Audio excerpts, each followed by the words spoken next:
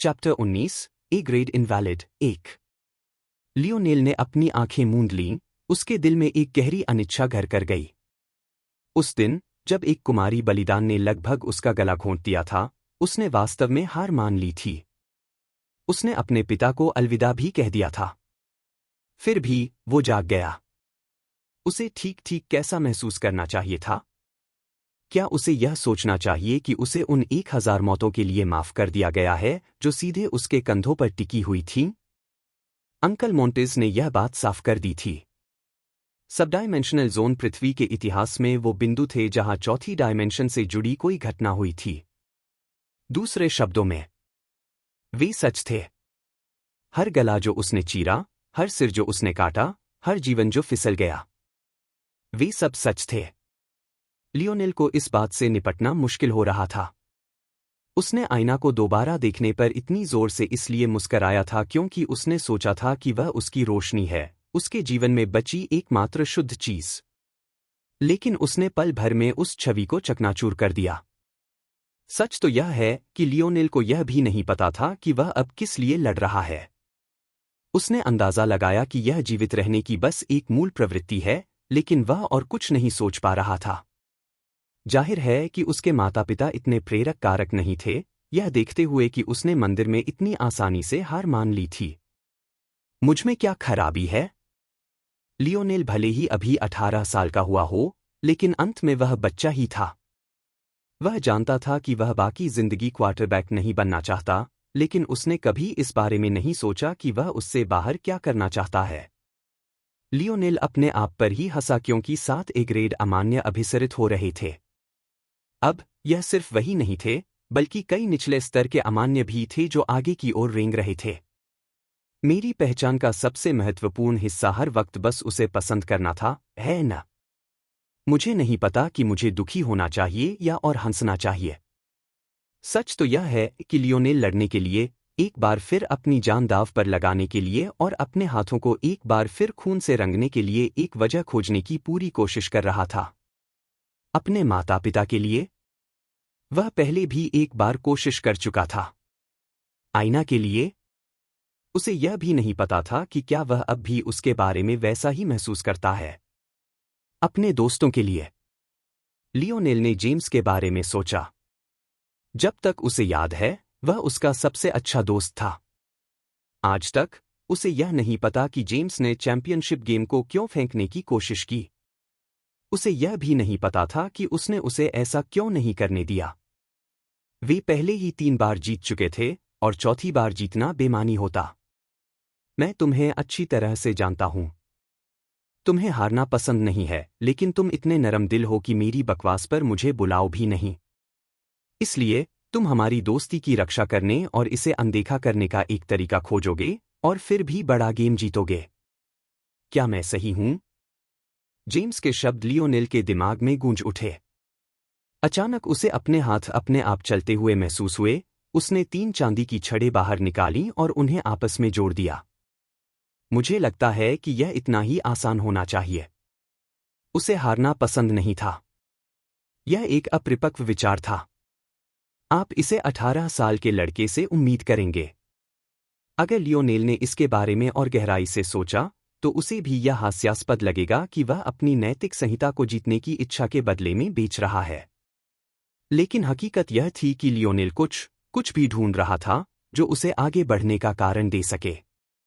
कारण कभी भी मायने नहीं रखता था। लियोनेल ने अपनी चांदी की छड़ पर छिपे हुए बटन को दबाया। जैसे ही उसकी बाइक पूरी तरह से बनी, वह उस पर कूद गया, टूटी हुई दीवार के एक विशाल स्लैब के किनारे पर चढ़ गया और 5 मीटर हवा में कूद गया। हवा में बिताए उस पल में, उसकी निगाह ने सब कुछ कैद कर लिया। 2 100 मीटर के भीतर है। 4 100 और 300 के बीच हैं। आखिरी वाला 400 मीटर से ज्यादा दूर है। ऐसा नहीं था कि लियोनेल की नज़र उन सब पर पड़ी थी, बल्कि यह था कि उसे इतनी सारी इमारतों के रास्ते में न होने पर अस्थिर ऊर्जाओं को महसूस करना आसान लगा। लियोनेल पिछले 3 दिनों में पहले भी ए ग्रेड अमान्यों से मिला था। वह जानता था कि वे इंसानों के प्रति कितने संवेदनशील होते हैं। सिर्फ एक को भगाने में बहुत मेहनत लगती है। अगर इन सातों ने उनके बेस को देख लिया तो लियोनेल अब सबकी सुरक्षा की गारंटी नहीं दे पाएगा। जेम्स की 10 सेकंड की ढाल भी सिर्फ एक एग्रेड हमले को रोक सकती थी। ग्रेड जितना ऊंचा होता है, अमान्य को संभालना उतना ही ज्यादा मुश्किल होता है। उनके आंकड़े न केवल ज्यादा अच्छी तरह से गोल होते हैं, बल्कि उनकी बुद्धिमत्ता को बेवकूफ बनाना भी अब इतना आसान नहीं होता। लियोनेल के घुटने जमीन पर उतरते ही मुड़ गए। उसने मलबे पर संतुलन बनाने के लिए अपनी उच्च समन्वय का कुशलता से इस्तेमाल किया और एक बार फिर आगे बढ़ गया। उसने एक हैंडल से अपनी बाइक को नियंत्रित किया और दूसरे से एक डार्ट पकड़ा, उसे अपनी उंगलियों में इधर उधर घुमाया जब तक कि वह एक ही समय में अपने एथलेटल को पकड़ न सके और उसे फिट न कर सके। एक पल में लियोनेल एक इमारत के कोने से गोल चक्कर मार गया जो पूरी तरह से गिरने से सिर्फ 1 इंच दूर लग रही थी। उसका आधा ऊपरी हिस्सा पूरी तरह से मुंडा हुआ था, जो सड़क के दूसरी तरफ गिर गया था। उसकी नज़र उन ठंडी, भावहीन सफ़ेद आंखों से मिली। उन्होंने लियोनेल को एक छिपी हुई हत्यारी इरादे से जकड़ लिया, जैसे कि वह अब भी साए में दुबका हुआ था। अमान्य लंबा और दुबला था, उसकी पीठ इतनी धनुषाकार थी कि उसके हाथों के पीछे का हिस्सा लगभग जमीन पर घिसट रहा था। अपनी आलसी उपस्थिति के बावजूद उसने सिर्फ 20 मीटर दूर होने पर भी लियोनेल के पहले डार्ट को आसानी से चकमा दे दिया। उसका दुबला शरीर असंभव कोण पर मुड़ गया, उसका सिर इतना पीछे की ओर झुका कि उसकी खोपड़ी लगभग जमीन से टकरा गई। समन्वय 0.87 का है। इसके होस्ट बॉडी में हड्डियों को डिस्कनेक्ट और रिकनेक्ट करने से संबंधित क्षमता होनी चाहिए, जो इसे क्लोज कॉम्बैट का विशेषज्ञ बनाती है। इसमें अच्छी गति, ताकत और प्रतिक्रियाएं हैं। जहां तक लियोनेल बता सकता था, ग्रेट प्राणियों के आंकड़े 0.50 और 0.60 के बीच थे। ग्रेड 0.70 के क्षेत्र में प्रवेश कर गया। ग्रेड आमतौर पर 0.8 तक होता था। ग्रेड 0.85 से नीचे था, जबकि ग्रेड 0.90 से नीचे था। लियोनेल को एसएस और ग्रेड के बारे में यकीन नहीं था। इसके अलावा स्पिरिट स्टेट बहुत अलग तरह से काम करता हुआ लग रहा था। पुजारी लियोनेल के पैमाने पर सिर्फ 0.05 था, लेकिन वह निश्चित रूप से एक ग्रेड का खतरा था। बेशक ये सिर्फ औसत थे। कुछ कम आंकड़े होने पर भी बाधाओं को पार कर सकते थे, लेकिन ज्यादा अच्छी तरह से गोल होने पर। इस ए ग्रेड अमान्य के समन्वय और प्रतिक्रियाओं में ज्यादा आंकड़े थे। हालांकि इसकी ताकत और गति अब भी 0.60 से ऊपर थी। कितना दुर्भाग्यपूर्ण! बिना किसी हिचकिचाहट के उसने पल भर में 10 मीटर की त्रिज्या में पैडल मारा, हवा में छलांग लगाई और अपनी बाइक को वापस चांदी की छड़ में बदल दिया। तुम्हारी ताकतें मेरी ताकतें हैं, लेकिन मैं एक लेवल बेहतर हूं। लियोनेल ए ग्रेड अमान्य से भिड़ गया। उसकी हरकतें जंगली और लगभग बिना किसी कारण के थीं। कोई भी एक नज़र में देख सकता था कि उसे कभी औपचारिक रूप से प्रशिक्षित नहीं किया गया था। और फिर भी वही जंगली हरकतें सरल और सटीक लग रही थीं, जो घुटन पैदा कर रही थीं। एक पल बाद आपको एहसास होगा कि ऐसा नहीं है कि लियोनेल की लड़ाई की शैली आमतौर पर इतनी जंगली होती है, बल्कि वह वास्तव में अपनी लड़ने की शैली को दुब्लेप्तले अमान्य की उस अजीब शैली से मेल खाने के लिए अनुकूलित कर रहा था। अमान्य की बाह अचानक दोगुनी हो गई और लियोनेल की ओर गोली मार दी गई, लेकिन एक कदम आगे लियोनेल ने पहले ही अपना सिर एक तरफ झुका लिया था। उसने पहले ही इस अमान्य की क्षमता को देख लिया था, वह ऐसे बदलाव के लिए तैयार क्यों नहीं होता? लियोनेल ने एक मजबूत कदम आगे बढ़ाया। उसकी चांदी की छड़ उसके हाथ में घूम गई, उसका बट एक सुंदर अर्धवृत्ताकार चाप में गोल हो गया और अमान्य की श्वास नली को कुचल दिया। उसने अपने हाथ से अपनी छड़ छोड़ी, अपनी पीठ तक पहुंचा और एक डार्ट निकाला जिसे उसने अमान्य की आंख और खोपड़ी में घुसा दिया। अपना डार्ट निकालते हुए उसने पहले ही अपनी चांदी की छड़ को वापस साइकिल में बदल दिया था और तेजी से भाग गया था। जब तक उसने शुरू में छूटे हुए डार्ट को उठाया और उसे वापस अपने स्टील के कंटेनर में फेंक दिया, तब तक अमान्य जमीन पर गिर गया था, मर गया। दूसरा पहले से ही करीब आ रहा है। 50 मीटर के भीतर उन्हें महसूस न करने का कोई तरीका नहीं है, लेकिन उससे पहले उसे सहज रूप से घूमना चाहिए। मुझे उसे रोकना होगा। लियोनेल ने महसूस किया कि रोशनी के कण उसके शरीर के साथ मिल रहे हैं, लेकिन उसकी कोई ज्यादा प्रतिक्रिया नहीं हुई। उसके चेहरे पर भावहीन रूप था, उसमें न तो खुशी थी और न ही गुस्सा। उसने एक तंग मोड़ काटा, एक ढही हुई इमारत के किनारे पर चढ़ गया और दूसरे की छत पर कूद गया। उसने अपनी बाइक को एक तरफ घुमाया, उसके टायरों को जमीन पर घसीटते हुए एक तेज रोक लगाई जिससे धूल का बादल छा गया। लियोनेल कूद गया, उसने दूर अपने लक्ष्य को देखा। उसने अपनी मुद्रा फैला दी, उसका आधार निर्दोष रूप से मजबूत हो गया क्योंकि उसने अपनी धड़ को कस लिया। उसके हाथ में एक डार्ट दिखाई दिया, जो पूरी तरह से उसके एथलेटल में फिसल गया। बाइक पर भाला फेंकना एक बात थी। वह ताकत के लिए अपने पैरों पर भरोसा नहीं कर सकता था, सिर्फ अपनी बाह पर।